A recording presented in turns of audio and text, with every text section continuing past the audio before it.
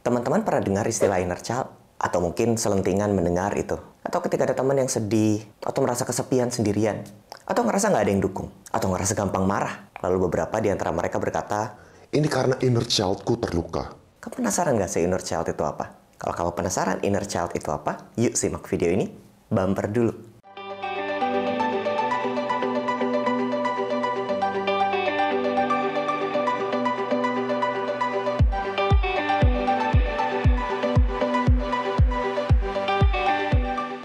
Halo teman-teman, perkenalkan nama saya Dr. Jimmy Ardian, spesialis kedokteran jiwa. Saya seorang psikiater. Hari ini kita mau ngobrol-ngobrol soal sebenarnya inner child itu apa sih? Sebelum kita kenalan dengan inner child, kita mau kenalan dulu sama sebuah konsep, teman-teman. Secara umum, sebagian besar orang mungkin berasumsi kalau self itu unity. Satu individu tunggal atau satu organisme tunggal. Saya itu tunggal. Untuk memahami inner child, kita harus memahami sebuah konsep yang agak sedikit kebalikannya. Bahwa diri kita tuh nggak unity, kita tuh nggak tunggal di sini. Kita mau kenalan dengan konsep yang namanya ego state.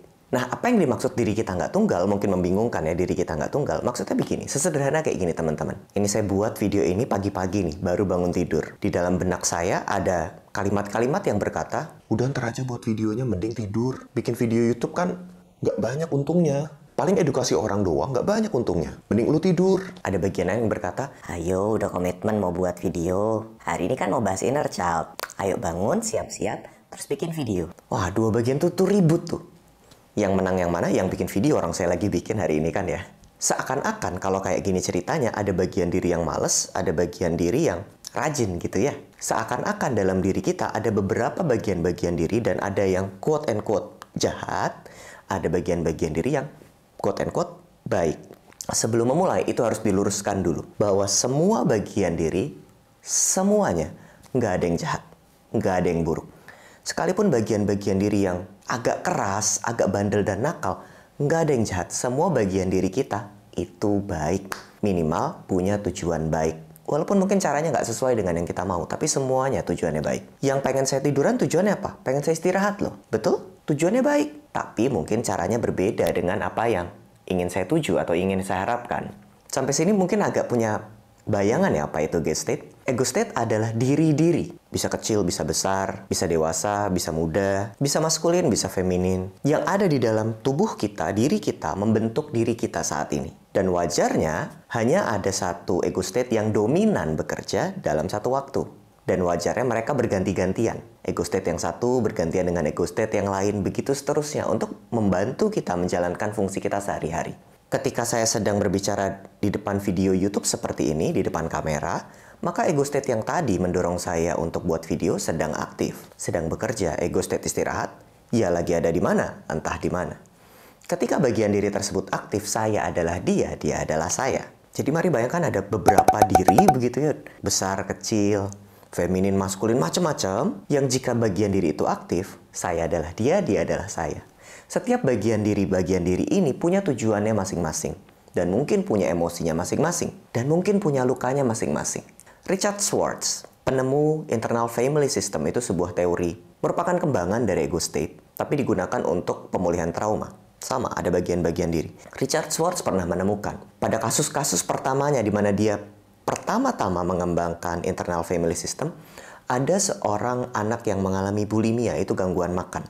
Beberapa orang kalau makan merasa nggak nyaman sama tubuhnya, dimuntahkan, atau bahkan ada dorongan memuntahkan, kira-kira demikian. Dan ketika bicara dengan anak ini, ditemukan ada satu bagian diri yang membuat anak ini bulimik. Ada juga anak yang melakukan self-harm atau menyakiti diri sendiri. Ketika bicara dengan anak ini, ditemukan ada bagian diri yang melakukan self-harm. Jadi bukan semua dirinya pengen melakukan self-harm atau pengen menyakiti diri, tapi ada satu bagian diri yang ingin self-harm. Menariknya ketika bagian diri ini didekati dengan rasa ingin tahu yang ramah, dengan penerimaan bukan penolakan, bukan kata-kata kasar dan keras, bagian diri ini bisa dimengerti dan ternyata tujuannya baik. Tujuannya untuk melindungi anak ini.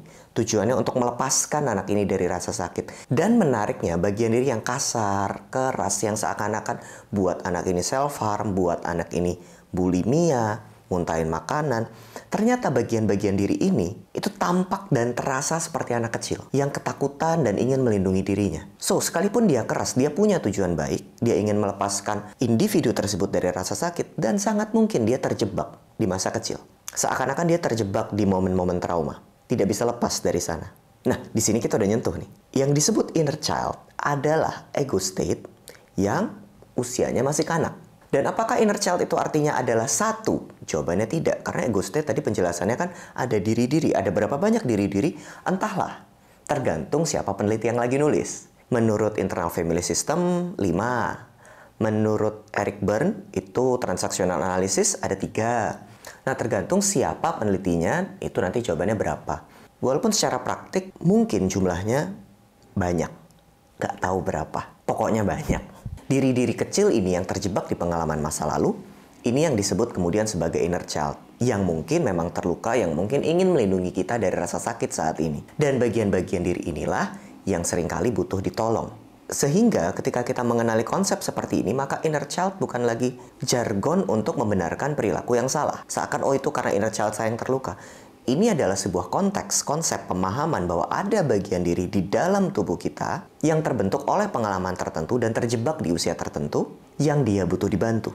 Dan semua orang punya bagian diri ini, semua orang punya.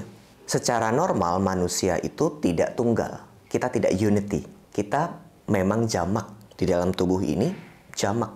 Yang disebut self-talk, kita ngomong sama diri sendiri, itu gimana? Yaitu satu bagian diri ngomong sama satu bagian diri. Bukan saya ngomong sama saya, bukan. Kenapa kita bisa marahin diri sendiri? Dasar bodoh gitu, kenapa? Itu sebenarnya ada satu bagian diri yang marah sama perilaku yang dilakukan oleh satu bagian diri yang lain. Makanya bisa marah-marah. Yang kemudian kita sebut sebagai penghakiman ya juga seperti itu. Diri kita secara normal menurut teori ego state itu tidak tunggal. Kita jamak. Dan ini sebenarnya jawabannya. Berarti di dalam diri kita ada dong bagian diri lain yang nggak kecil, yang dewasa, yang bisa mengasuh, yang bisa menyayangi, ada dong. Inner parents, ada dong. Ada dong self, diri yang lebih bijaksana, welas asih, ada dong. Dan seringkali bagian diri itulah yang juga dibutuhkan untuk merawat bagian diri kanak yang terluka. Tapi problemnya seringkali kita nggak sadar dan kita lebih banyak menghakimi, marah, maki-maki ketika bagian diri kanak yang terluka ini sedang aktif. Ngomong kasar ke bagian diri itu. Yuk kita belajar bersikap ramah. Karena sebenarnya semua bagian diri tujuannya baik. Tapi mungkin caranya ada yang nggak pas dan nggak sesuai konteks. Sehingga bagian diri itu butuh ditolong. Kalau kamu butuh pertolongan, yuk kunjungi profesional terdekat yang mengerti konteks ini. Demikian dari saya. Kalau kamu punya pertanyaan atau saran, masukan saya mau bahas apa, tulis di kolom komentar ya. Jangan lupa like, komen, dan subscribe. Udah, itu aja. Sampai jumpa di tema bahasan selanjutnya. Bye-bye.